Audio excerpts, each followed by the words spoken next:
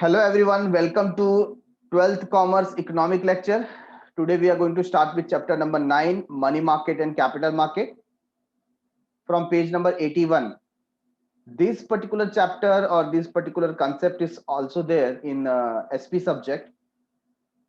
So let us check what is given here in the introduction. Page number 81, Money Market and Capital Market. तो यहाँ पर finance से related जो भी information हमें चाहिए, whether it is short term, medium term और long term, ये हमको ये मनी मार्केट और कैपिटल मार्केट से मिलेगी। इजी चैप्टर है। इंट्रोडक्शन में जाते हैं। Finance is the backbone of an economy. Finance economy का क्या है? बैकबोन है। ऑब्वियसली कभी कभी तो पढ़ के ऐसा लगता है कि ये नहीं बताते तो हमें पता ही नहीं चलता, लेकिन करेक्ट है। बैकबोन मतलब जो रीढ़ की हड्डी होती है ना, जिसकी वजह से हम सीधे खड़े रहते हैं। अगर वो ना हो तो हम क्रॉलिंग करने लगेंगे, जिसको हम बोलते हैं मेरुदंड, है कि नहीं? तो हमारा इकोनॉमी भी ऐसा ही है। फाइनेंस उसका क्या है? बैकबोन। और अगर फाइनेंस प्रॉपर ना हो तो इकोनॉमी खड़ी नहीं रह पाएगी, चल नहीं पाएगी। Finance basically refers to the management of money. Finance का मतलब क्या होता है? Management of money. मनी को कैसे मैनेज करना है, सोर्सेस कहां से आएंगे, अप्लाई कहां पर करना है, कैसे करना है, इसको हम बोलते हैं finance. It include funds needed by individual. इसके अंदर क्या इंक्लूड करते हैं कि इंडिविजुअल को, बिजनेस हाउसेस को, गवर्नमेंट को वेरियस पर्पस के लिए फंड जो चाहिए, ये इसके अंदर इंक्लूड होता है। So it includes funds needed by individuals, business houses, and the government for various purposes. Thus, finance is categorized as personal finance, corporate finance, and public finance. तो इसको तीन पार्ट में डिवाइड कर दिया गया। जो इंडिविजुअल को चाहिए वो क्या हो गया? Personal finance. जो बिजनेस हाउसेस को चाहिए वो कॉर्पोरेट फाइनेंस हो गया, और जो गवर्नमेंट को चाहिए वो पब्लिक फाइनेंस हो गया। The financial system of the country is responsible for the mobilization and allocation of fund. तो हमारा जो कंट्री का फाइनेंशियल सिस्टम है, ये उसकी रिस्पॉन्सिबिलिटी है कि कैपिटल या फंड कैसे मोबिलाइज होगा, लोगों की सेविंग को इन्वेस्टमेंट में कैसे कन्वर्ट करेंगे, और वो कॉर्पोरेट तक, इंडिविजुअल तक, गवर्नमेंट तक कैसे पहुंच सकती है, ताकि उसका प्रोडक्टिव इस्तेमाल किया जा सके। It helps in creation of wealth which is vital for the economic development of the country. तो फाइनेंस आपकी हेल्प करता है वेल्थ क्रिएशन में, ताकि इकोनॉमिक डेवलपमेंट कंट्री का हो सके। The financial system in India comprises of financial institutions, financial market, financial instruments and financial services. तो यहाँ पर एक चार्ट बना करके आपको दे दिया गया है कि इंडियन फाइनेंशियल सिस्टम में क्या क्या आता है, क्या कंप्राइजेस इसमें है। फाइनेंशियल इंस्टीट्यूशन है, just like bank and non banking institutions, जो लोन वगैरह प्रोवाइड करती है, डिपॉजिट वगैरह कलेक्ट करती है। फिर फाइनेंशियल मार्केट है। फाइनेंशियल इंस्ट्रूमेंट है। इंस्ट्रूमेंट से मतलब क्या हो गया? शेयर, डिवेंचर्स, बॉन्ड, डिपॉजिट, ये सारी चीजें जो होती हैं उनको हम बोलते हैं इंस्ट्रूमेंट्स। ठीक है। Next financial services. तो जो फाइनेंशियल सर्विसेज मिल रही हैं ये भी इसका हिस्सा है। किसका? इंडियन फाइनेंशियल सिस्टम का। So this particular chapter deals with exclusive with the financial market in India. तो इसमें से हम सिर्फ किसके ऊपर फोकस कर रहे हैं? फाइनेंशियल मार्केट के ऊपर।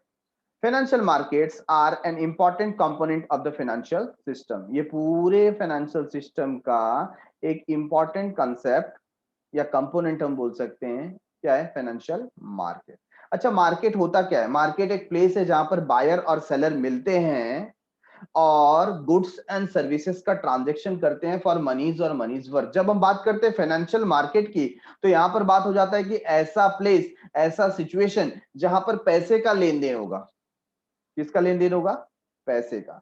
So meaning of financial market, financial market refers to a market where sale and purchase of financial asset, sale and purchase of financial asset। अब financial asset क्या हो गए? Securities हो गए, such as bond, stock, derivatives, government securities, foreign currency, ये सबको हम बोलते हैं financial asset.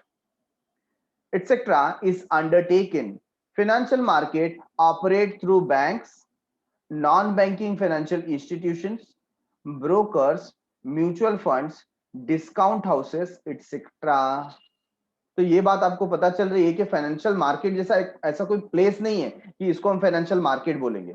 It consist of all this thing, मतलब जितने भी बैंक हैं, जितने भी फाइनेंशियल इंस्टीट्यूशंस हैं, जो ब्रोकर्स हैं, म्यूचुअल फंड है, डिस्काउंट हाउसेस है, ये सब मिला करके एक मार्केट क्रिएट होता है. Financial markets include two distinct market. इसमें मेन दो वेरिएशन या टाइप करके आपको दिखाया गया है. वो है पहला मनी मार्केट और दूसरा है कैपिटल मार्केट. और नाम से अगर आप समझें इसको, तो money market short term market है जिसमें एक साल से कम पीरियड के लिए हम फाइनेंस की नीड को शो करते हैं. अगर आपको फाइनेंस एक साल के कम पीरियड के लिए चाहिए, सपोज कोई कंपनी है वो 3 महीने का, 6 महीने का, 9 महीने का लोन लेना चाहती है, that means less than a year, तो वो मनी मार्केट को अप्रोच करेगी. किसको अप्रोच करेगी? Money market. और अगर आपको लॉन्ग टर्म जाना है, मीडियम टर्म जाना है, say about 2 years, 5 years, 10 years, 15 years down the line, you can go for capital market. तो ऐसे दो भागों में हमने कैटेगराइज कर दिया है, एक शॉर्ट टर्म और दूसरा medium term and long term. तो यहां पर जो शॉर्ट टर्म को फोकस करता है वो है मनी मार्केट. क्या बोलते हैं? Money market. तो एक एक करके हम देखते हैं.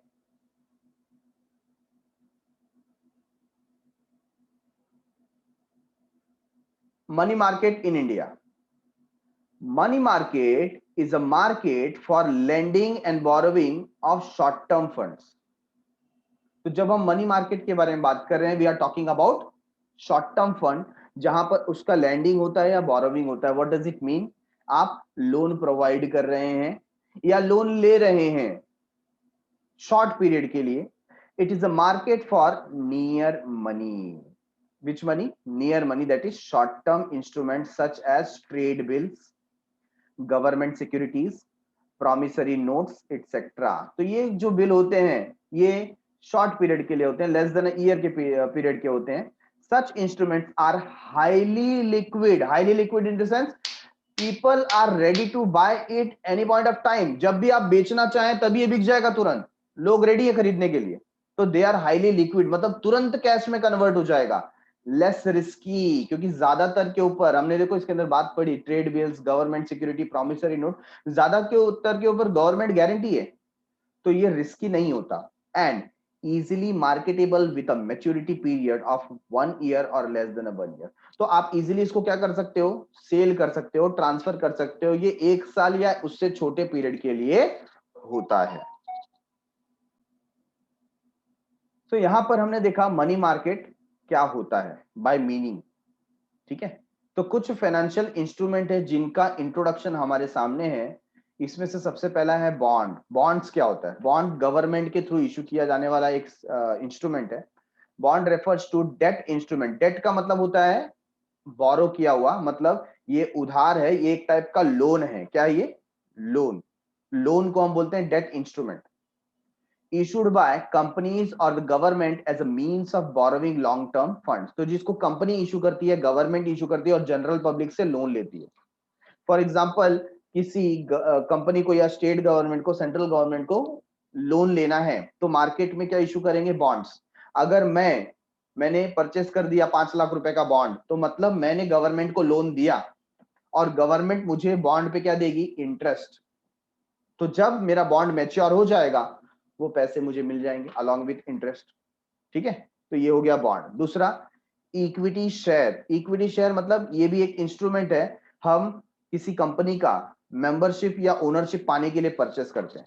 तो कोई कंपनी स्टार्ट हो रही है तो वो अपने शेयर इशू करेगी, मतलब वो ओनरशिप दे रही है, और जितने अमाउंट का शेयर मैं परचेस करूंगा उतने पर्टिकुलर अमाउंट के लिए मैं ओनर बन जाऊंगा. सो आई विल बी अ को ओनर. ठीक है ना. So equity share refers to the shares of a company held by an individual or a group. तो कोई इंडिविजुअल या ग्रुप ने शेयर परचेस किया है, उस शेयर को क्या बोलेंगे? Equity share. क्या दिखाता है ये ओनरशिप राइट दिखाता है आपका उस कंपनी में. इसके ऊपर क्या मिलता है? इसके ऊपर डिविडेंड मिलता है, that is part of profit. इस पे इंटरेस्ट नहीं मिलता. आपने कंपनी को पैसा दिए, कंपनी प्रॉफिट करेगी तो प्रॉफिट का एक हिस्सा आपको मिलेगा. ठीक है ना. तो ऐसे इंस्ट्रूमेंट को क्या कहा जाता है? Equity shares. नेक्स्ट है डेरिवेटिव्स। डेरिवेटिव्स क्या होता है? Derivative refers to financial security which derives its value price from the underlying assets such as bonds, stock, currency, interest rate, commodity, etc. कुछ समझ में नहीं आया क्या बोला? तो डेरिवेटिव मतलब ये होता है अंडरलाइंग असेट, मतलब ऐसा असेट जो डिपेंड करता है किसी पर्टिकुलर फाइनेंशियल इंस्ट्रूमेंट के वैल्यू के ऊपर, उसे हम बोलते हैं डेरिवेटिव। हालांकि डेरिवेटिव जो होता है वो ज्यादातर फ्यूचर प्राइसिंग को अफेक्ट करता है, ठीक है ना। तो यहां पर हम बात कर रहे हैं फाइनेंशियल सिक्योरिटी की, विच डिराइव्स इट्स वैल्यू, जिसका वैल्यू कहां से डिराइव होता है? Price from the underlying asset such as bond, मतलब वो किससे रिलेटेड है? बॉन्ड से रिलेटेड है, स्टॉक से रिलेटेड है, करेंसी से रिलेटेड है, इंटरेस्ट से रिलेटेड है, किससे रिलेटेड है? जिस पर्टिकुलर असेट से वो रिलेटेड है उससे ही उसका प्राइस डिटरमाइन किया जाता है, ठीक है। It's a kind of future pricing of security. Security का क्या है? वो फ्यूचर प्राइसिंग, और उसे बोलते हैं derivative market. Okay, and the last one is government security. तो जो सिक्योरिटी गवर्नमेंट के थ्रू इशू की गई है मार्केट में, उसे गवर्नमेंट सिक्योरिटी बोलते हैं। It refers to debt instrument, मतलब गवर्नमेंट लोन ले रही है इसके through, issued by a government with a promise of repayment at maturity. तो गवर्नमेंट प्रॉमिस करती है कि मैच्योरिटी में हम आपको इसका पूरा पैसा देंगे। तो two more points are there. Trade bills भी गवर्नमेंट इशू करती है। It refers to the bills of exchange.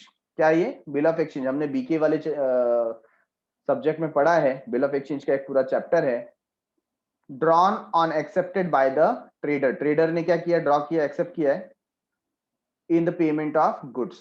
तो ज्यादातर ये एक्सपोर्ट और इंपोर्ट के मामले में ट्रेड बिल्स इशू किए जाते हैं, या बिल ऑफ एक्सचेंज आप इनको बोल सकते हैं। नेक्स्ट है promissory note. Promissory note is a financial instrument that contains a written promise by one party to pay another party a definite sum of money either on demand or at a specified future date. तो जैसा trade bill होता है उसी तरीके का promissory note भी होता है। ट्रेड बिल तो हमने सुना है, bills of exchange. Promissory note क्या होता है? जैसे आपने देखा बिल ऑफ एक्सचेंज बनाता कौन है? ड्रॉवर कौन होता है? सेलर। और वो ड्रॉवी को देता है, मतलब बायर को देता है साइन करने के लिए। जबकि प्रॉमिसरी नोट का क्या होता है? प्रॉमिसरी नोट बायर ही बनाता है और बायर ही साइन करके देता है, ये डिफरेंस है, ठीक है। It is made by borrower और बायर, बायर उसको प्रिपेयर करेगा और देगा आपको। बाकी सारे सिस्टम उसमें सेम है, समझ सकते हैं आप। So this is called as promissory note. Moving ahead, let us discuss structure of money market in India. Money market in India, मतलब जो मनी मार्केट का स्ट्रक्चर है इंडिया में वो कैसा है? The money market in India is dichotomous by nature. It comprises of both the organized sector as well as the unorganized sector. मतलब है तो क्या? शॉर्ट टर्म इन नेचर, चाहे वो आप ऑर्गेनाइज सेक्टर से लो चाहे आप अनऑर्गेनाइज सेक्टर से लो। तो कुछ यहां पर एग्जांपल हमारे सामने रहेंगे। The organise sectors include Reserve bank of India, RBI, commercial bank, cooperative banks, development financial institutions, investment institutions and the discount and finance house of India, ठीक है ना। तो ये किसमें आ गए? ऑर्गेनाइज सेक्टर, सिस्टमैटिक सेक्टर, जो प्रॉपरली लॉ को फॉलो करके आपको लोन प्रोवाइड करते हैं शॉर्ट टर्म बेसिस पे, है ना। आरबीआई हो गया, कमर्शियल बैंक हो गया, कोऑपरेटिव बैंक्स हो गया, and so on. Unorganise sector में क्या आ जाता है? Comprises of indigenous banker, money lender, है ना। आपने कई बार सुना होगा गांव में जो होते हैं, जो इंडिजीनियस बैंकर हैं, जो जैसे पथपेड़ी वगैरह चलती है, ठीक है ना। फिर मनी लेंडर जो साहूकार होते हैं, and unregulated non bank financial intermediaries, मतलब ऐसे नॉन बैंकिंग एनबीएफसी जिनके ऊपर किसी का रेगुलेशन नहीं है। आपने देखा होगा जैसे बीसी वगैरह चलती है ना, आप लोग भी आप लोग ने कभी अपने रिलेटिव फ्रेंड्स या पेरेंट्स से सुना होगा, बिजनेस चिट फंड, है ना। कुछ ग्रुप मिल करके अपने अपने थोड़े पैसे हर महीने क्या करते हैं, वहां पर जमा कराते हैं, और किसी को अगर लोन लेना है तो वो इकट्ठा हुआ जो अमाउंट है वो ले सकता है, और उसको क्या करना पड़ता है, अकॉर्डिंगली इंटरेस्ट पे करना पड़ता है ना। तो उसके कुछ हफ्ते होते हैं, इन द सेंस 15 या 20 हफ्ते होते हैं जो आपको एवरी मंथ क्या करने पड़ते हैं, पे करने पड़ते हैं। तो ऐसा जो बिजनेस चिट फंड आपने सुना हुआ है, या कोई एनबीएफसी है, नॉन बैंकिंग फाइनेंशियल इंस्टीट्यूशन, या कोई साहूकार है, या कोई जमींदार गांव में पैसे बांटता है लोन के ऊपर, है ना, इंटरेस्ट के ऊपर, ये सारे अनऑर्गेनाइज सेक्टर है। यहां पर सिर्फ बताने का मकसद ये है कि जहां कहीं से भी आपको लोन शॉर्ट टर्म में मिलता हो, थोड़े समय के लिए मिलता हो, उसको हम बोलते हैं मनी मार्केट। तो चाहे वो ऑर्गेनाइज सेक्टर हो, जैसे बैंक या फाइनेंशियल इंस्टीट्यूशन है, या किसी व्यक्ति से आप लेते हो जो इंडिजीनियस बैंकर टाइप का हो गया, मनी लेंडर हो गया, है ना, तो ये सब किसके अंदर काउंट होते हैं, मनी मार्केट में। Getting it everyone? Money market centres in India are located at Mumbai, Delhi and Kolkata.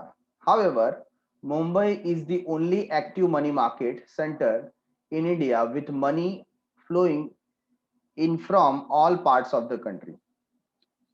तो शॉर्ट टर्म मार्केट की बात करें तो यहाँ पर जो मेजर मार्केट कवर करने वाले जो एरियाज हैं वो है मुंबई, दिल्ली एंड कोलकाता। इसमें से सबसे बड़ा जो मार्केट है वो मुंबई का मार्केट है, क्योंकि ऑल ओवर इंडिया से, है ना, ऑल ओवर इंडिया से मुंबई में ज्यादा ट्रांजेक्शन होते हैं मनी मार्केट को लेकर। वही बात यहाँ पर की गई है। The following charts explain the structure of money market in India. तो इसमें स्ट्रक्चर में आप देखो ऑर्गेनाइज्ड सेक्टर दिया हुआ है, जिसमें RBI, commercial bank, cooperative bank, development financial institution, मतलब जो ऑर्गेनाइज सेक्टर है, जो सिस्टमैटिक है, जिनको अपना एक लीगल एंटिटी या आइडेंटिटी मिली हुई है, ठीक है, discount and finance house of India. Unorganise sector में क्या आ गया, इंडिजीनियस बैंकर्स हो गए, मनी लेंडर्स हो गए, है ना। इंडिजीनियस मतलब जो घरेलू बैंकिंग, ऐसा छोटे छोटे मोटे बैंक चालू हो जाते हैं ना, जिनका कोई सरोकार नहीं है आरबीआई के साथ में, जो पतपेढ़ी वगैरह के नाम पे चलाए जाते हैं, है ना। मुंबई में ज्यादातर देखो आप पतपेढ़ी के नाम पे चलाए जाते हैं। मनी लेंडर हैं जो छोटे मोटे साहूकार हैं। फिर unregulated non banking financial intermediaries, है ना, एनबीएफसी के इंटरमीडियरीज होते हैं, वो लोन प्रोवाइड करते हैं। तो ऑर्गेनाइज सेक्टर को हम रीड कर रहे हैं अभी। The organized sectors of money market consist of the Reserve Bank of India, commercial bank, cooperative bank, regulated financial intermediate. Let us now discuss the organized sector of the money market in India. अभी discuss कर रहे हैं एक एक करके। सबसे पहले RBI. RBI को कौन नहीं जानता, है ना। आरबीआई तो कौन है, बैंकों का बैंक, है ना, बाप है, बाप ऑफ ऑल बैंक। लेकिन बाप आपको एग्जाम में लिखना नहीं है ना, बैंकर्स बैंक आप लिख सकते हो। Every country in the world has central bank which is at the apex. apex मतलब सबसे ऊपर। बैंकर्स बैंक, apex का मतलब होता है टॉप में जो है, सबसे बड़ा बैंक, है ना, apex ऑफ बैंकिंग सिस्टम। तो हर एक कंट्री में अपना एक सेंट्रल बैंक होता है, और इंडिया में उस सेंट्रल बैंक का नाम है आरबीआई, जो apex बैंक है, मतलब सबसे टॉप पे है। It is entrusted with the responsibility of regulating the money market in the country. Country में जो मनी मार्केट है इसको रेगुलेट करने की जो अथॉरिटी हो किसके पास है, आरबीआई के पास। Reserve bank of India is the central bank of our country. RBI was set up on the basis of recommendation of the Hilton Young Commission. तो आरबीआई को सेटअप करने का जो यहाँ पर रिकमेंडेशन दिया था वो आया था हिल्टन यंग कमीशन से। The RBI Act 1934 provides the statutory basis of functions of the bank. तो आप देख रहे हैं हमारी आजादी के पहले 1947 से कई साल पहले, है कि नहीं, 1934 में ही एक एक्ट पास हो गया RBI.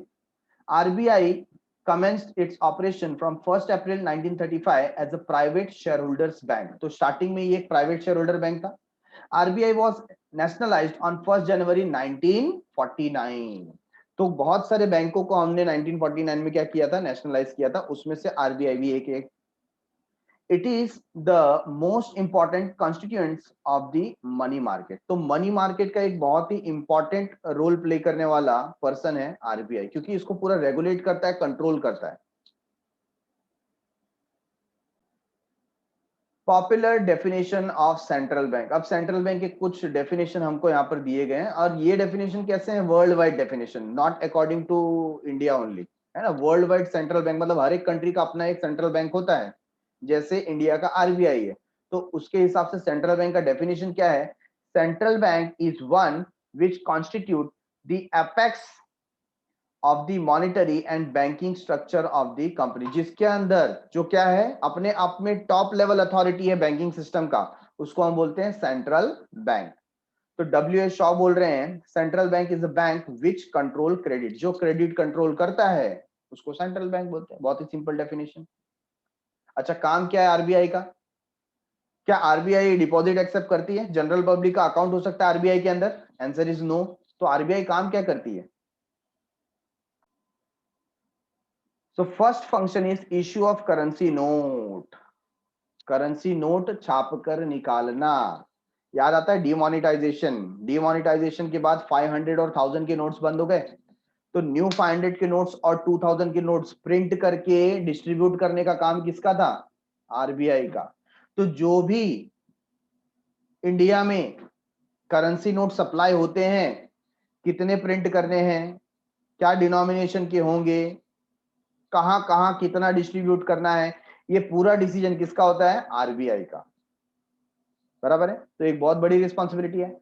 RBI has the sole right, sole मतलब only right, to issue currency note of all denomination except 1 rupee, मतलब 1 रुपी के नोट को और कॉइन को छोड़ के 1 रुपी से जितने ऊपर वाले हैं, 2 rupees, 5 rupees, 10 rupees, 20 rupees, 50 rupees, 100 rupees, 200 rupees, 500 rupees, 2000 rupees, है ना, जो भी ये करेंसी है वो सबको प्रिंट करके डिस्ट्रीब्यूट करने का पावर, अथॉरिटी किसके पास है? RBI. As per the minimum reserve system of 1957, RBI is required to maintain minimum gold and foreign exchange reserve। देखो ये भी एक टाइप का कैसा हो जाता है? अंडरलाइन एसेट है यहाँ पर। तो हमारी जो करेंसी है वो भी एक टाइप की क्या है? टोकन मनी, है ना, टोकन टाइप की मनी है। क्यों? उसका जो रियल वैल्यू है कहां रखा हुआ है? गोल्ड रिजर्व में रखा हुआ है। वो जो पेपर है उसका रियल कॉस्ट उतना नहीं है। 2000 का जो नोट है उसका पेपर का क्या कॉस्ट 2000 रुपीज है? Answer is no. तो वो किसको शो करता है? जो गोल्ड रिजर्व रखा है। तो according to the gold reserve and foreign exchange हम क्या करते हैं? नोट्स को प्रिंट करते हैं। Okay, so RBI is required to maintain minimum gold and foreign exchange reserve of rupees 200 crore। 200 crore का इतना गोल्ड तो और फॉरेन एक्सचेंज रिजर्व तो रखना ही है कंपलसरी आरबीआई को। Out of which at least 115 crore should be in the gold। 115 crore क्या होना चाहिए? गोल्ड में होना चाहिए। And remaining 85 crore should be in the terms of foreign currency। इतना तो फॉरेन करेंसी के नाम पे होना ही चाहिए और गवर्नमेंट सिक्योरिटी के रूप में भी हो सकता है। ठीक है, तो 200 करोड़ का बाइफर्केशन दिया है, जो मिनिमम बात की गई है। कैसी बात की गई है? Minimum. Next function of RBI, point number 2, banker to the government. किसका बैंकर है? गवर्नमेंट का बैंकर। जैसे हमारा आपका अकाउंट बैंक में होता है, तो गवर्नमेंट का अकाउंट कहां होता है? आरबीआई में। RBI act as a banker, agent and advisor. देखो तीन यहां पर रोल दिए गए, banker, agent and advisor to the government. Government की वो बैंकर है, एजेंट है, एडवाइजर है। ठीक है, it transact the business of both the central and state government. दोनों के बिजनेस को ट्रांजैक्ट करती है, चाहे स्टेट गवर्नमेंट हो चाहे सेंट्रल गवर्नमेंट हो। It accepts money as well as makes payments on behalf of this government. Government की बिहाफ पे पैसा ले सकती है और पेमेंट भी कर सकती है। ये दोनों रोल है उसका। किसकी बात कर रहे हैं? RBI. It also undertakes the management of public debt. Public debt मतलब जो पब्लिक से लोन लिया हुआ है उसका मैनेजमेंट का काम भी कौन कर रहा है? आरबीआई। क्योंकि वो गवर्नमेंट की बिहाफ में कर रहे हैं ना। पब्लिक डेट लिया किसने? गवर्नमेंट ने लिया है। तो उसका मैनेजमेंट, उसका इंटरेस्ट पे करना, उसका रीपेमेंट करना, ये सब कौन देखेगा? RBI. It advises the government on a wide range of economic issue. कुछ इकोनॉमिक इशू है, जैसे जो भी मॉनिटरी पॉलिसी है, इंटरेस्ट रेट को इंक्रीज डिक्रीज करना है, रेपो रेट वगैरह चेंजेस वगैरह करना है, तो गवर्नमेंट को जो फाइनेंस मिनिस्टर है उसको एडवाइस देने का भी काम कौन करता है? आरबीआई। बैंकर्स बैंक, सारे बैंकों का बैंक, बैंक का बाप, जो लास्ट रिसोर्ट बोलते हैं हम लोग। क्या बोलते हैं? Last resort. कि अल्टीमेटली आपको कोई बैंक डूब भी जाएगा तो पैसा कौन देगा? RBI. RBI exercises statutory control over the commercial bank. RBI का कमर्शियल बैंक के ऊपर स्टैट्यूटरी कंट्रोल है, लीगल कंट्रोल है। All scheduled banks are compulsorily required to maintain a certain minimum of cash reserve with RBI. हर एक bank को अपने deposit में से कुछ कैश का रिजर्व कंपल्सरी रखना पड़ता है आरबीआई के पास। फॉर एग्जांपल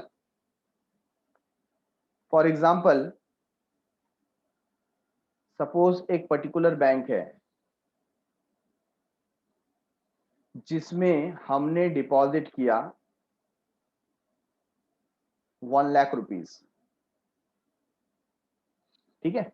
तो एक होता है कैश रिजर्व रेशियो, मतलब सपोज ये दिया गया है 10%, एग्जांपल में ले रहा हूं, तो आरबीआई बोलेगी कि इसका 10% आप क्या करो, मेरे पास डिपॉजिट रखो, आरबीआई के पास आप डिपॉजिट रखो। तो 10,000 आपको किसके पास रखना पड़ेगा, आरबीआई। और बचा हुआ जो फिर ये 10,000 माइनस करने के बाद जो बचा हुआ है 90,000, वो आपको किसी को लोन देना है तो आप दे सकते हो, ठीक है ना। तो एक कंपलसरी अमाउंट आपको कहां पे रखना पड़ेगा, आरबीआई के पास डिपॉजिट रखना पड़ेगा for security purpose.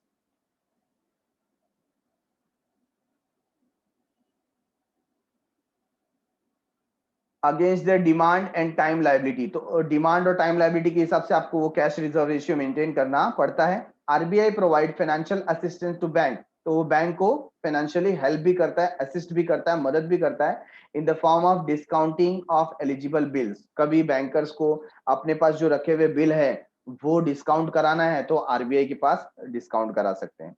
Loans and advances are also provided against approved securities, तो बैंक जो हैं जिनको फाइनेंशियल कंडीशन जिनकी ठीक नहीं है वो आरबीआई को कुछ सिक्योरिटी दें तो उसके अगेंस्ट में आरबीआई उनको लोन भी देती है। किसको, बैंक्स की बात कर रहा हूं, बैंक को लोन प्रोवाइड करती है, ठीक है। Next is custodian of foreign exchange reserve. जो फॉरेन एक्सचेंज का रिजर्व है, जो गोल्ड का रिजर्व है, उसका कस्टोडियन, उसका रखवाला कौन है, RBI. RBI act as a custodian of the country's foreign exchange reserve. It has to maintain the official rate of exchange of rupee as well as ensure its stability. तो उसको क्या करना पड़ता है, जो ऑफिशियल रेट है ना, foreign market में जो इंडियन रुपी का वैल्यू है उसको बरकरार कैसे रखना है, स्टेबल कैसे रखना है, इसका एश्योरेंस कौन देगा, RBI. RBI also undertake to buy and sell the currencies of all members of the international monetary fund. जो भी इंटरनेशनल मॉनिटरी फंड के मेंबर्स हैं उनकी करेंसी का एक्सचेंज कराकर देने की भी जवाबदारी किसके ऊपर है, आरबीआई के पास है। तो वो बाय करती है और सेल करती है करेंसीज को। Number 5, controller of the credit. Controller of the credit, अभी अगर मार्केट में इन्फ्लेशन बढ़ गया, मार्केट में इन्फ्लेशन बढ़ गया और मुझको वो इन्फ्लेशन को कम करना है as a RBI chief, what I will do, मैं यहां पर इंटरेस्ट रेट बढ़ा दूंगा। इंटरेस्ट रेट बढ़ाने से, मेरे इंटरेस्ट रेट बढ़ाने से, जिसको मैं रेपो रेट बोलता हूं, रेपो रेट मैंने बढ़ा दिया तो जो बैंक है उनको भी अपना रेट बढ़ाना पड़ेगा, इजंट इट। यहां पर अगर RBI, suppose this is RBI, सोचने में क्या जाता है कि नहीं, और आरबीआई क्या कर रहा है, वेरियस अदर जो बैंक है उनको लोन प्रोवाइड करता है, so it is giving loan. तो ये जब लोन देगा तो वो सपोज उसने इंटरेस्ट रेट रखा है 6%, इसको मैं बोलूंगा रेपो रेट, ठीक है। अच्छा, अब ये बैंक किसी कॉर्पोरेट को या किसी इंडिविजुअल को लोन दे रहा है तो ऑब्वियसली जो इसका इंटरेस्ट रेट रहेगा आरबीआई के रेट से ज्यादा ही रहेगा, से फॉर एग्जांपल 8%, क्योंकि बीच का जो मलाई है 2% का वो ये बैंक खाएगा कि नहीं खाएगा, इसको भी तो कमाना है, ठीक है। तो यहां पर जैसे ही हम 6% से आरबीआई ने सपोज इंक्रीज करके 8% कर दिया तो ये वाला बैंक भी क्या कर देगा, 10%, मतलब लोन महंगा हो गया। लोन महंगा हो जाएगा तो ये इंडिविजुअल जो है वो ज्यादा लोन नहीं लेगा, और ज्यादा लोन नहीं लेगा तो क्या होगा, मार्केट में पैसे की कमी होने लगेगी, है कि नहीं, क्योंकि लोगों को स्पेंड करने के लिए पैसा मिलेगा नहीं, इन्वेस्ट करने के लिए पैसा मिलेगा नहीं, क्यों, क्योंकि लोन महंगे हो गए, और लोन महंगे हो गए और इन्वेस्टमेंट कम हो गया, है कि नहीं, तो उसकी वजह से लोगों के डिमांड कम हो जाएंगे, और डिमांड कम हो जाएंगे तो फिर क्या हो जाएगा, धीरे धीरे इन्फ्लेशन भी कम होगा। तो यहां पर मॉनेटरी पॉलिसी या क्रेडिट को कंट्रोल करने के लिए आरबीआई ये कदम उठा सकते हैं, मतलब it's a controller of credit. Credit को कैसे कंट्रोल करना है, लोन को कैसे कंट्रोल करना है ऑल ओवर दी प्लेस, ये किसके हाथ में होता है, आरबीआई के हाथ में। As the supreme banking authority of the country, RBI has the power to influence the volume of credit created by commercial bank. Commercial bank ने जो क्रेडिट क्रिएट किया, लोन पे लोन, लोन पे लोन, है ना, इसका पैसा है उसको लोन, उसके पैसे से उसको लोन, ये कौन कर रहा है, कमर्शियल बैंक कर रहा है। It also monitors the purpose of use of credit. वो ये भी ध्यान देता है कि आपने क्यों क्रेडिट लिया हुआ है, एग्रीकल्चर के लिए लिया है, पर्सनल लोन के लिए ले लिया है ना, बिजनेस के लिए लिया है, इन्वेस्टमेंट के लिए है, लोन क्यों लिया है, इसको भी वो मॉनिटर करता है। Quantitative method such as bank rate, open market operation, variable reserve ratio such as cash reserve ratio और statutory liquidity ratio etcetera control the volume of credit created. तो जो ये क्रेडिट क्रिएट हुआ है ऑल ओवर इकोनॉमी में, इसको इन माध्यम की वजह से, है ना, चाहे आप उसको रिजर्व रेशियो बोलो, चाहे आप ओपन मार्केट ऑपरेशन बोलो, बैंक रेट बोलो, रेपो रेट बोलो, सीआरआर बोलो, है ना, इस तरीके से वो क्रेडिट को क्या करते हैं, कंट्रोल करते हैं etcetera control the volume of credit created. तो आरबीआई क्या करता है, जो क्रेडिट क्रिएट हुआ है ऑल ओवर इकोनॉमी में, उसको कंट्रोल करने के ये सब मापदंड रखता है, टूल्स रखता है। Qualitative method such as fixing marginal requirement, तो आप कितना मार्जिन रखेंगे सामने वाले को लोन देने के लिए। फिर क्रेडिट रेशनिंग हो गया, कितना क्रेडिट आपको डिस्ट्रीब्यूट करने का अधिकार है, मतलब एग्रीकल्चर को आप कितना लोन देंगे, पर्सनल लोन आप कितना दे सकते हो, कॉर्पोरेट लोन आप कितना दे सकते हो, ये सब। उसके बाद मोरल सुएशन, मोरल सुएशन मतलब विदाउट रेगुलेटिंग, मतलब एक रिक्वेस्ट करके बैंक को आप बोल सकते हैं पहले से कि आरबीआई आपसे रिक्वेस्ट कर रही है या आरबीआई आपको सजेस्ट कर रही है कि इतने अमाउंट से ज्यादा आप लोन ना दें, ठीक है ना। तो ऐसा कुछ बोल करके, जिसको मॉरल सुएशन बोलते हैं, वो रेगुलेट कर सकती है क्रेडिट को।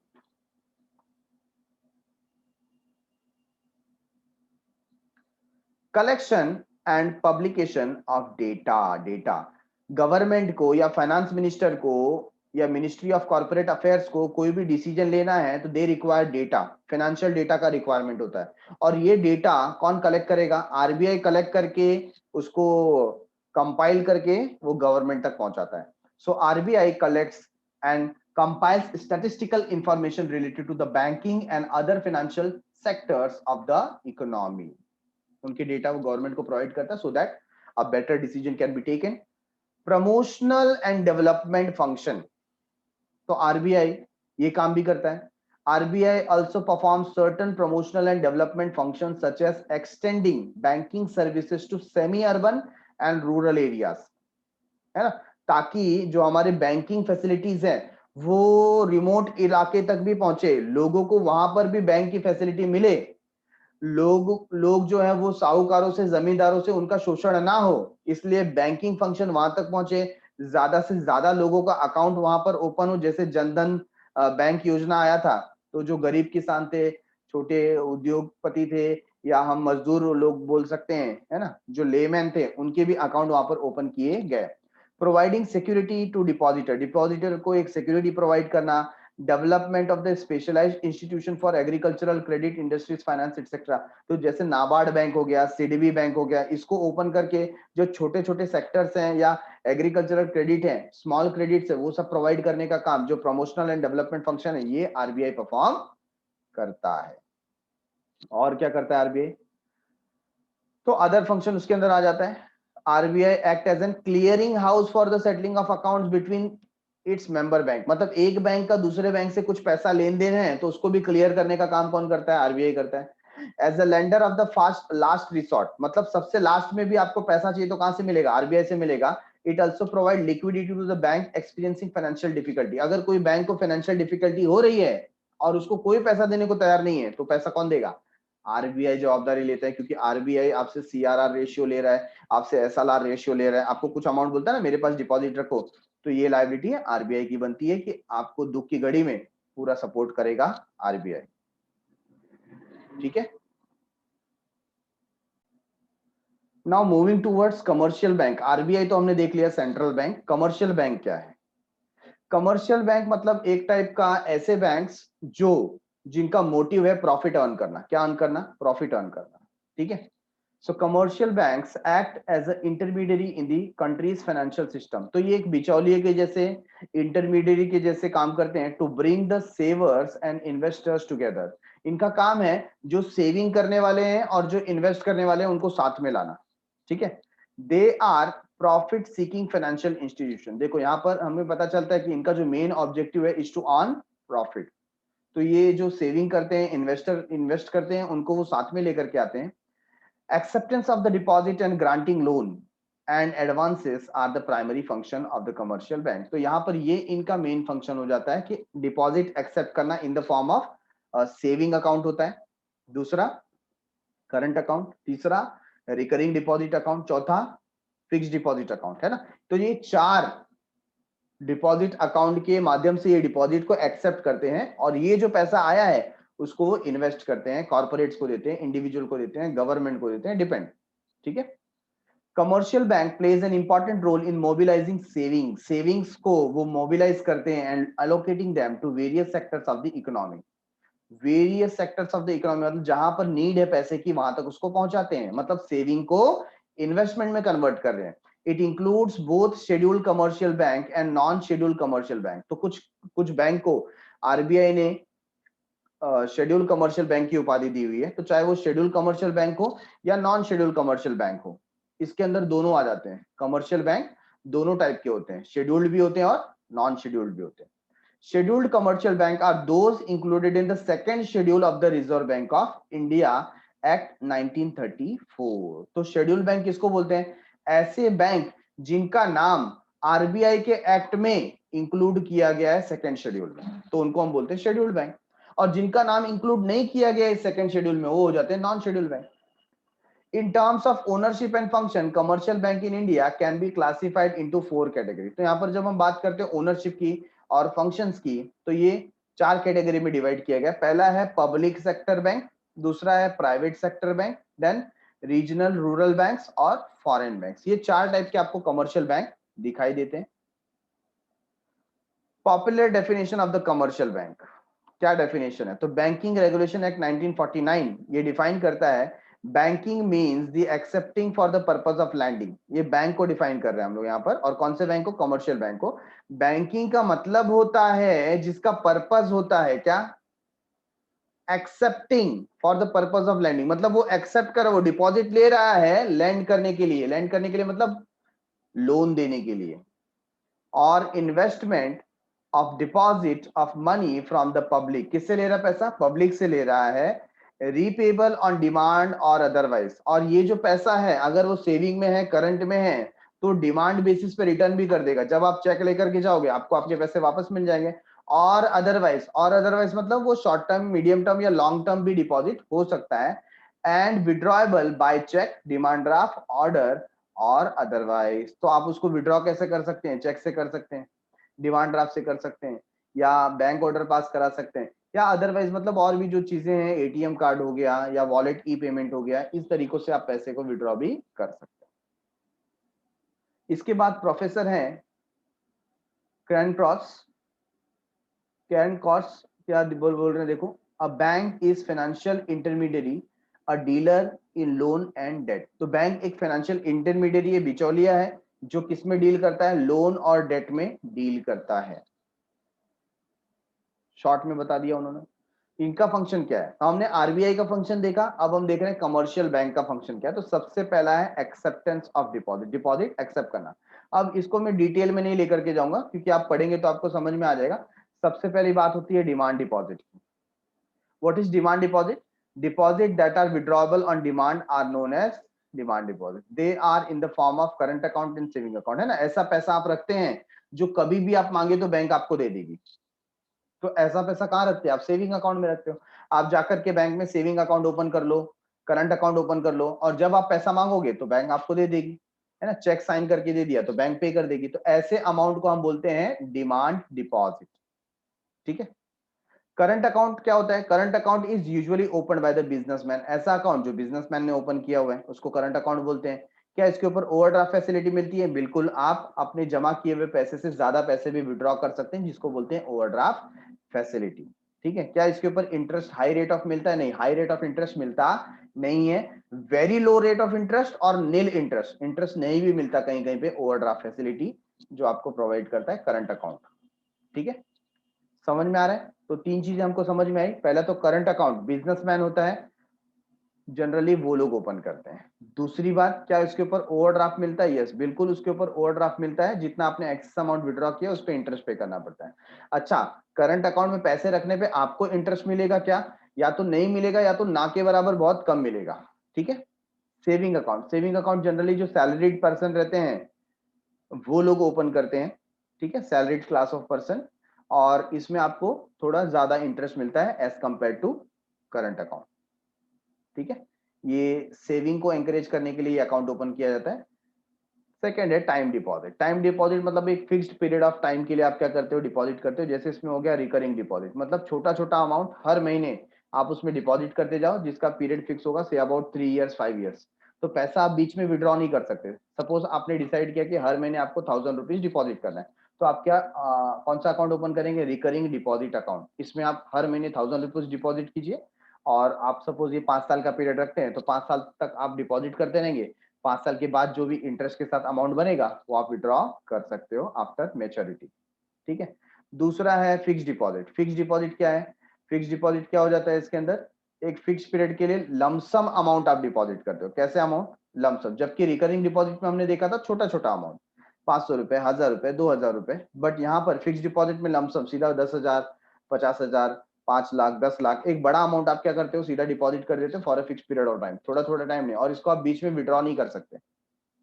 ठीक है ना, जब इसका मैच्योरिटी होगा तो ही आप विड्रॉ कर सकते हो। और अगर आपने बीच में विड्रॉ किया तो जो इंटरेस्ट का कमिटमेंट आपको दिया गया था उतना इंटरेस्ट आपको मिलेगा नहीं, उसमें से कट कर लिया जाएगा अमाउंट। ठीक है, तो वही लिखा हुआ है, deposited by the customer for a specific period of time compare to all the deposit, fix deposit carry high rate of interest. अगर हम कंपेयर करें करंट अकाउंट से, सेविंग अकाउंट से, रिकरिंग डिपॉजिट अकाउंट से, सबसे ज्यादा जो इंटरेस्ट का रेट है वो फिक्स डिपॉजिट में मिलता है।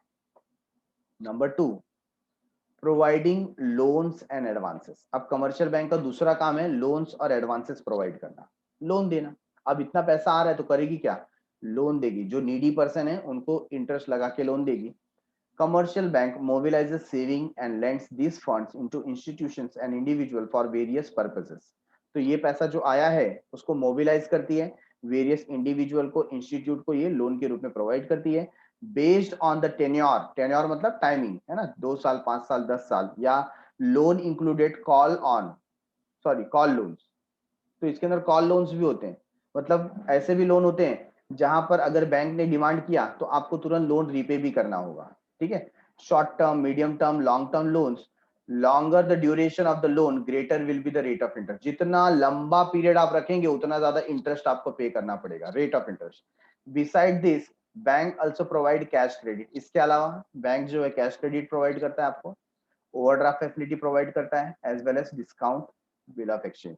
तो इसमें से आपको ओवरड्राफ्ट तो पता है, कैश क्रेडिट भी ओवरड्राफ्ट के जैसे हो जाता है, लेकिन फर्क सिर्फ इतना रहता है कि आपका अकाउंट जो है वो बैंक में नहीं है, तो आपको ओवरड्राफ्ट की जैसे एक अकाउंट ओपन करके दे दिया जाता है, जिसको हम बोलते हैं कैश क्रेडिट, है ना। ओवरड्राफ्ट किसको मिलता है? जिसका करंट अकाउंट है। और कैश क्रेडिट किसको मिलता है? जिसने बैंक को कुछ मॉर्गेज रखा है, कुछ गिरवी रखा हुआ है, उसको उसके अमाउंट का क्या मिलेगा? कैश क्रेडिट मिलेगा। ठीक है, और discounting of bill of exchange तो आपने बीके में पढ़ा हुआ है ऑलरेडी। बिल जो होता है ट्रेड बिल, उसका डिस्काउंट करके बैंक देती है, मतलब उसका प्री पेमेंट आपको करके दे देती है, और उतने पीरियड तक बैंक वेट करती है बिल के मैच्योर होने का। नंबर 3, एंसिलरी फंक्शन, मतलब जो रिलेटेड फंक्शन है। क्या रिलेटेड फंक्शन है? Commercial banks also provide range of ancillary services such as transfer of funds, fund transfer करना एक बैंक से दूसरे बैंक में, एक अकाउंट से दूसरे अकाउंट में, collection of money, making periodical payments on behalf of the customer, merchant banking, foreign exchange, safe deposit lockers, DMart facility, sorry demat facility. Demat मतलब कई बार बैंक जो है आपको शेयर परचेस करने की भी एक अपॉर्चुनिटी देती है थ्रू डीमेट अकाउंट, तो डीमेट अकाउंट भी प्रोवाइड करते हैं। इंटरनेट बैंकिंग है, मोबाइल बैंकिंग है, तो ये कुछ रिलेटेड सर्विसेज हैं जो बैंक प्रोवाइड करती है।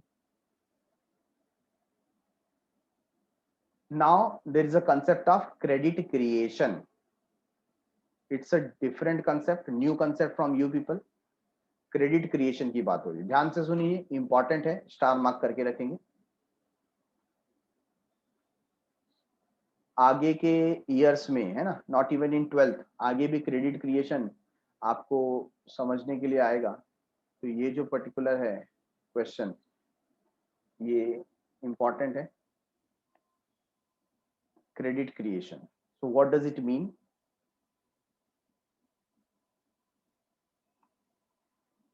Credit creation is an important function of commercial bank. Commercial bank का एक इंपॉर्टेंट फंक्शन है।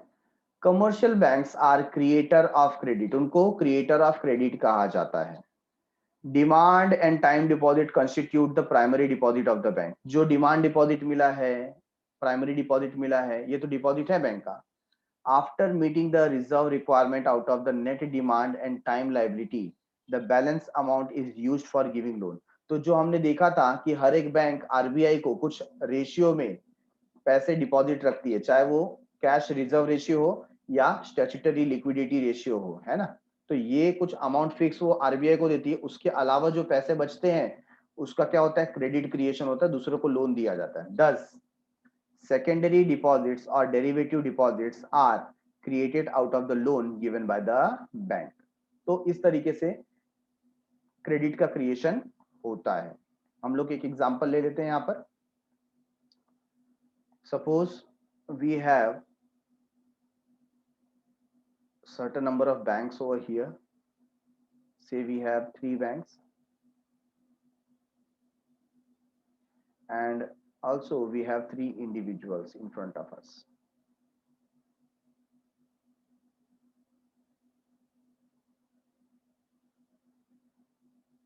ठीक है, तो ये 3 इंडिविजुअल है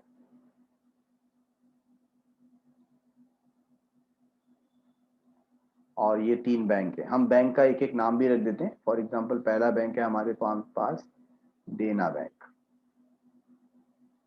दूसरा बैंक है आईसीआईसीआई बैंक और तीसरा बैंक है कैनरा बैंक।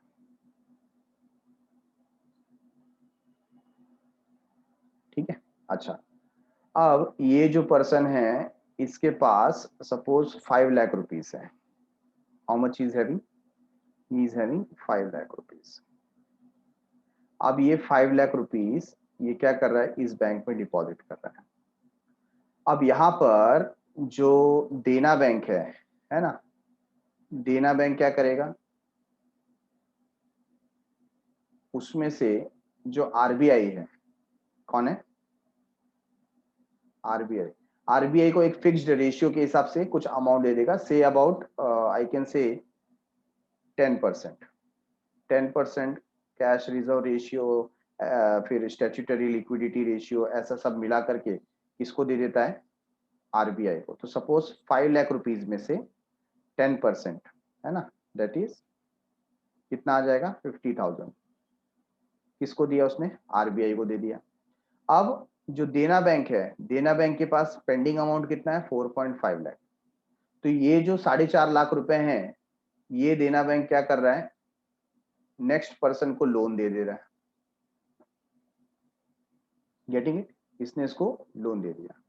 अच्छा, लोन भी कैसे दे दिया, तो एक अलग से लोन अकाउंट ओपन करके दे रहा है। कैसे कर रहा है, अलग से अपने ही बैंक में क्या करता है, वो एक लोन अकाउंट ओपन कर देता है और उसमें उसके पैसे डाल देता है।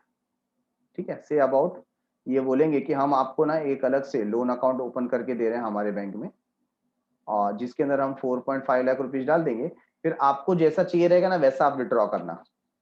आपको 50,000 चाहिए, 1 लाख चाहिए, 2 लाख चाहिए ना, वैसा विड्रॉ करना। अब क्या होता है, अभी कोई व्यक्ति पूरा पैसा तो नहीं निकाल लेगा, कुछ अमाउंट तो उसमें जैसे जैसे उसको नीड रहेगा वैसा, तो इसमें से भी कुछ अमाउंट ना वापस से बैंक को यूज करने को मिल रहा है।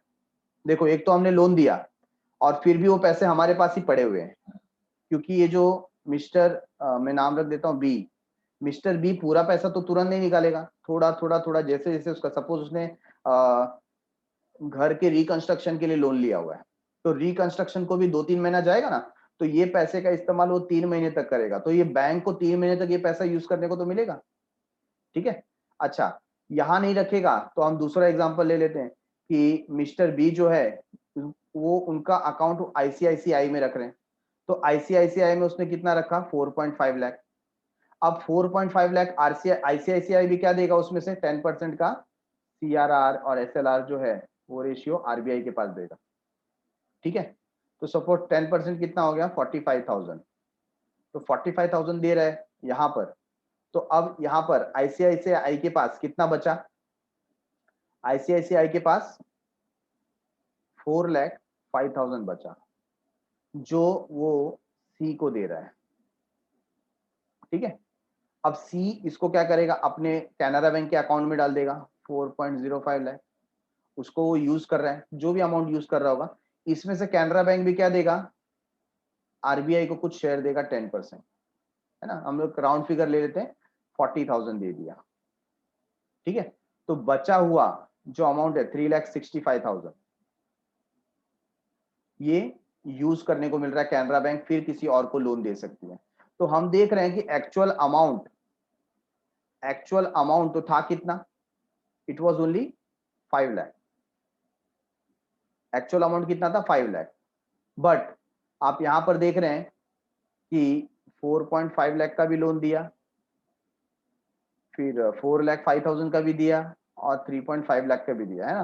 तो यही 5 लाख बाद में 4.5 लाख के हिसाब से और 4.05 के हिसाब से और 3.5 के हिसाब से यूज हो रहा है। तो एक्चुअली कितना क्रिएट हुआ यहाँ पर चेक करो,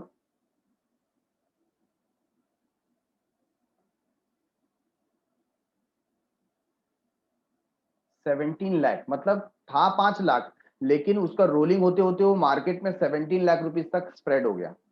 इसी को बोलते हैं क्रेडिट क्रिएशन। क्या बोलते हैं इसको, क्रेडिट क्रिएशन। तो यहां पर मनी ऑटोमेटिकली क्या हो रहा है, ऑटोमेटिकली मनी यहां पर इंक्रीज हो रहा है। अब इसके ऊपर दो राय हो सकते हैं, कोई बोलता है कि ये तो मल्टीप्लाई हो रहा है एक्चुअली 5 लाख रुपीज, लेकिन बन जा रहा है कितना 17 लाख रुपीज। तो कुछ इकोनॉमिस्ट बोलते हैं हाँ ये क्रेडिट क्रिएशन है, बट कुछ जो इकोनॉमिस्ट है बोलते हैं कि अभी ये जो बी लोन ले रहा है, ये जो सी लोन ले रहा है, ये लोग क्या फ्री में लोन ले रहे हैं, इसके बदले में इन्होंने कुछ दिया होगा ना, मॉर्गेज किया होगा, सिक्योरिटी दिया होगा, कुछ रखा होगा गिरवी, तो उसके बदले में क्रिएट हो रहा है ये सब। तो actually it is not credit creation, ये तो सिक्योरिटी के बदले में अमाउंट मिल रहा है। ठीक है, तो ऐसे दो टाइप के इकोनॉमिस्ट हमको मिलते हैं, जो कोई मानता है कि क्रेडिट क्रिएशन हो रहा है और कोई बोलता है नहीं क्रेडिट क्रिएशन नहीं हो रहा है, ये तो क्या हो रहा है सिक्योरिटीज के बदले में पैसा मिल रहा है। सो उसी को अभी कैसे एक्सप्लेन किया है, for instance when the bank provide loan to its customer, bank ने कस्टमर को लोन दिया, the loan amount is credited into the bank account of the customer, customer के बैंक अकाउंट में उसको क्या किया गया, क्रेडिट कर दिया गया, मतलब वहां से कस्टमर निकाल करके यूज कर सकता है। The bank that receives the loan, मतलब बी बैंक की बात हो रही है, सेकंड बैंक की बात हो रही है जिसने लोन रिसीव किया, as a deposit keep aside a certain portion of the form of reserve, तो कुछ अमाउंट वो रिजर्व के रूप में अलग रखता है। After meeting the reserve requirement the bank lends the remaining amount, तो रिजर्व जो सीआरआर है एसएलआर है बैंक को देने के बाद वो बाकी का लोन के रूप में फिर से इस्तेमाल करता है, किसी और को लोन देता है। This procedure is followed by entire banking system in the country, country का हर एक बैंक यही काम करता है कि जो भी पैसा उसके पास डिपॉजिट आया किसी भी फॉर्म में आने दो, वो उसका एक मिनिमम अमाउंट जो रिजर्व करना रहता है वो रख करके बाकी लैंड कर देता है, लोन दे देता है, lending to creation of credit. In short commercial bank create deposit out of the loans given thereby lending to creditan, creditan लिखा है ये मिस्टेक है, leading to creation, credit creation. ठीक है,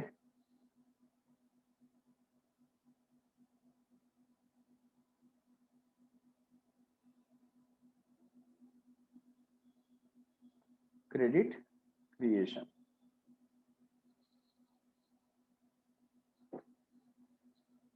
तो एक बैंक दूसरे बैंक को जैसे जैसे पैसे देने लगता है, हर एक बैंक का काम यही रहता है कि उसमें से कुछ अमाउंट रिजर्व के रूप में अलग रखा जाए और बाकी वो क्या करता है नेक्स्ट पार्टी को लोन दे देता है, और इसी से क्या क्रिएट होता है क्रेडिट क्रिएशन। ओके, सो समय समाप्ति की घोषणा, done for the day. Thanks a lot for watching. मिलते हैं अगले एपिसोड में और कुछ बैंकिंग फंक्शंस को लेकर के। तब तक के लिए बाय बाय, शुक्रिया, शबा खैर, सायोनारा।